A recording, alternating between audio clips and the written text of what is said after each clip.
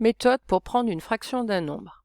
Propriété, donc c'est une propriété qui est à prendre par cœur. Il est très important que ça rentre dans votre mémoire à long terme, puisque vous allez être amené dans cette année ou dans les classes futures à utiliser cette propriété dans des problèmes concrets. Il faudra vous en rappeler. Donc pour s'en rappeler, il faut vraiment que ça se rentre dans la mémoire à long terme. Encore une fois, on va voir des techniques calculatoires et elles passent par la propriété à connaître par cœur, puisque cette propriété va vous donner exactement ce qu'il va falloir faire après au niveau calculatoire. Donc prendre une fraction d'un nombre, c'est multiplier la fraction par ce nombre.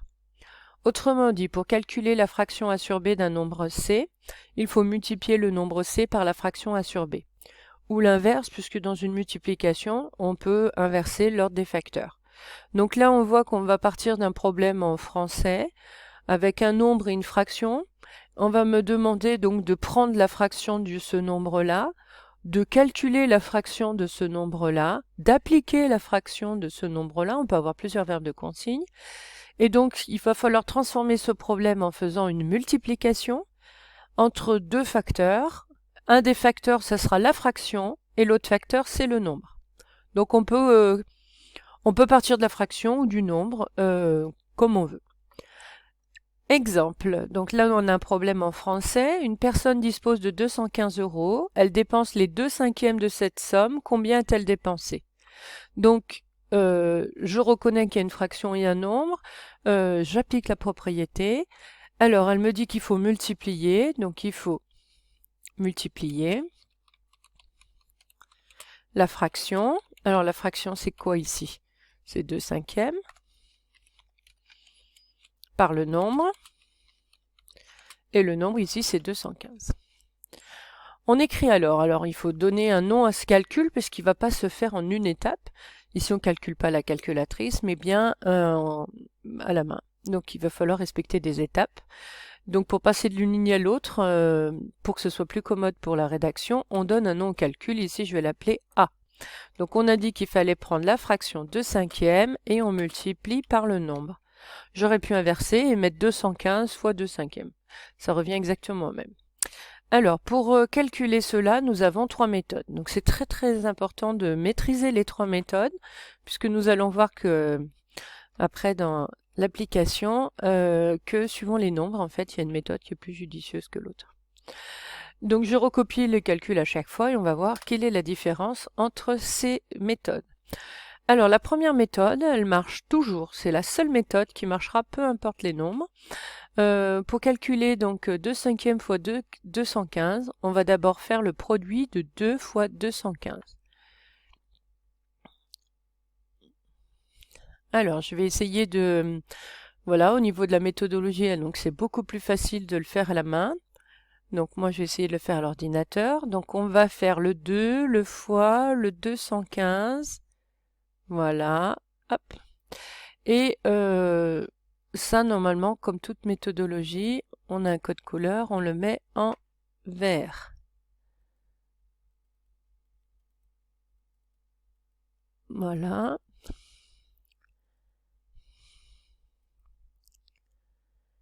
Je vais y arriver. Voilà. Donc étape suivante, j'écris le produit 2 fois 215 et ensuite je ferai la division par 5. Voilà, donc je réentoure, si j'y arrive, donc le produit qu'on va faire. Hop là. Et je mets en vert. Alors ici, le calcul à faire, c'est prendre le double de 215, donc c'est pas compliqué. On commence toujours par les chiffres les plus à droite à cause des retenues, donc on va faire le double de 15 et le double de 2. Donc le double de 15, c'est 30, et le double de 2, c'est 4. On obtient 430, divisé par 5. Étape suivante. Alors là, je peux aussi entourer en vert ce qu'on a fait. Donc la première méthode, c'est de calculer le produit et ce produit-là d'abord. Alors maintenant, il faut appliquer les techniques de calcul mental qu'on a vues en classe. Pour diviser un nombre par 5, on prend le double pour se ramener à une division par 10. Donc quel est le double de 430? Donc le double de 30 c'est 60, le double de 4 c'est 8, on obtient 870e. Ensuite, pour diviser un nombre par 10, on décale la virgule d'un rang à gauche. Ici, on va simplement barrer un 0 en haut, un 0 en bas. On obtient 86 divisé par 1, on obtient 86. J'encadre ma réponse. Voilà la première méthode.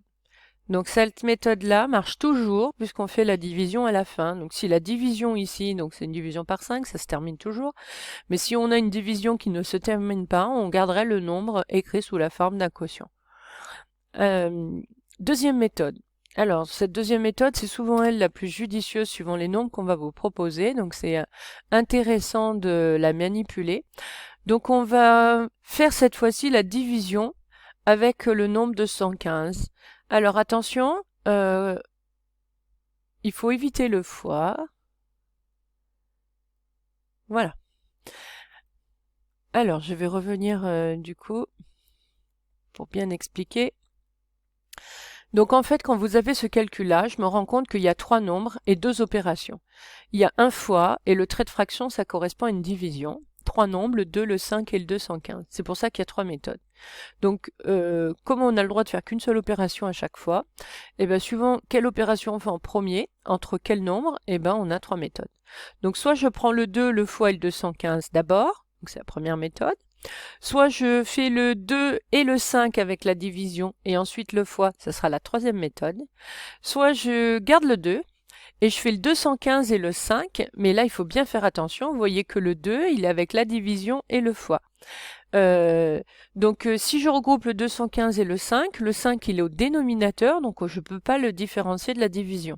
Donc le 215 divisé par 5, et il me restera le 2 fois, ou fois 2, c'est pareil, le produit. Donc c'est ce qu'on va faire ici. Donc quand vous entourez, il faut bien faire attention de bien éviter le fois. Parce que sinon ça ne marche pas. Tout simplement, vous changez les opérations. Alors, mon calcul commence par 2 et fois. Donc, je recopie le 2 et le fois. Et ensuite, il y a ce qu'on a fait en vert, 215 et 5. Le 5 est au dénominateur. Il doit rester au dénominateur. Je ne change pas le calcul. Si je changeais le calcul, ça serait plus égal au A. Donc, il faut vraiment faire attention. Et donc là, cette fois-ci, on va calculer ce quotient-là. Alors, on va le calculer. Ici, ça se fait bien puisque c'est une division par 5. Hein. Donc, suivant les nombres... si votre nombre il est dans la table du dénominateur, ben, ça se calcule très facilement. Donc là, on va utiliser les mêmes techniques, c'est le même calcul, donc on va revenir à peu près aux mêmes opérations, mais pas dans le même ordre. Donc pour diviser un nombre par 5, on a dit qu'on prenait le double pour se ramener à une division par 10. Donc le double de 215, on l'a vu à gauche, hein, ça fait 430. Le double de 5, c'est 10. Ensuite, pour diviser un nombre par 10, on décale la virgule d'un rang à gauche. Ici, on peut simplifier en barrant les zéros. Il me reste toujours le 2, le fois, et 43 divisé par 1, ça fait 43. À la fin, je fais le double de 43, on retrouve le 86. Ce qui est normal de retrouver, bien sûr, le même résultat, puisque c'est le même calcul au départ. Donc bien faire attention, ici, c'est pas parce que j'entoure en vert qu'on écrit ce qu'on a écrit en vert en premier. Hein, donc ça, c'est le chapitre sur les priorités d'opération qui est très important. Donc c'est pas parce qu'un calcul est prioritaire qu'on l'écrit en premier. C'est simplement qu'on l'effectue, mais il ne change pas de place dans mon calcul. Donc dernière méthode. Donc cette fois-ci, je vais regrouper le 2 et le 5 avec la division.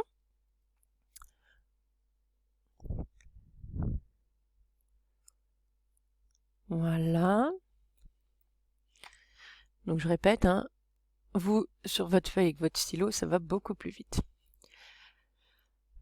Donc je vais calculer la fraction d'abord. Donc là, cette méthode, elle peut marcher que si la division s'effectue. Donc là aussi, ça va dépendre tout simplement des nombres qu'on vous propose. Alors, pour diviser un nombre par 5, eh ben, on reprend le double pour se ramener à une division par 10. Le double de 2, c'est 4.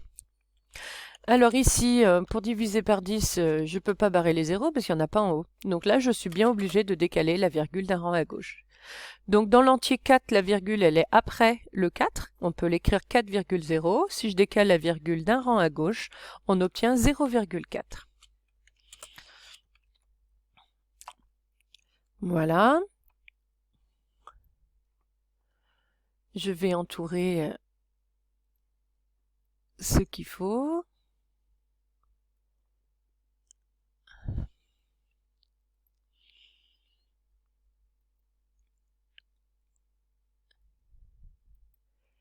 Et le mettre en vert. Il est important de mettre toujours le même code couleur hein, pour vous y retrouver.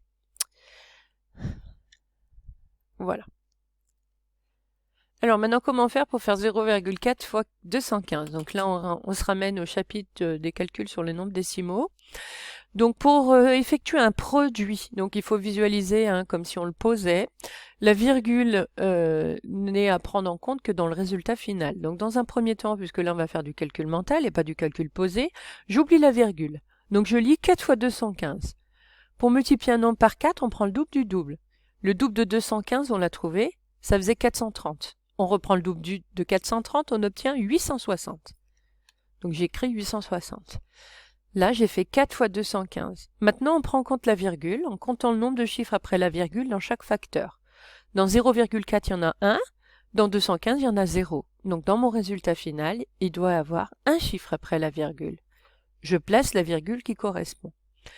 Et je fais attention à ce que mon résultat soit écrit en respectant les conventions d'écriture, à savoir supprimer tous les zéros inutiles. Ici, il y en a un, c'est le virgule 0, donc j'écris 86. Et on retombe sur la même chose. Donc voilà l'explicitation des trois méthodes.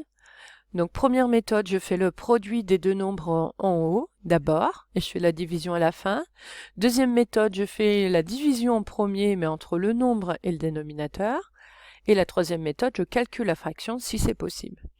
Je n'oublie pas à répondre à la question posée, puisqu'ici on ne me donnait pas un calcul à faire, mais un problème à résoudre. On me demandait combien a-t-elle dépensé. Donc je reviens à la question, combien a-t-elle dépensé? Donc j'y réponds.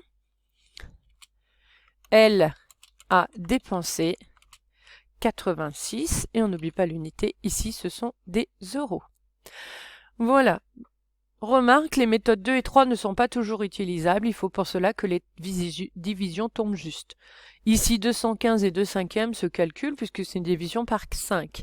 Donc les divisions par 4, par 2, par 8, ça se terminera toujours. Ensuite, si on a d'autres dénominateurs, ça dépendra tout des nombres qu'on vous propose, s'ils sont dans la table ou pas. Donc bien faire attention. Donc la méthode 1 est toujours valable, mais c'est pas forcément la plus judicieuse.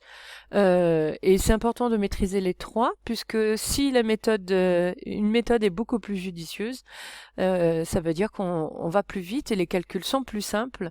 Et donc forcément, on a le temps de faire plus de calculs en évaluation. Voilà, la notion est terminée.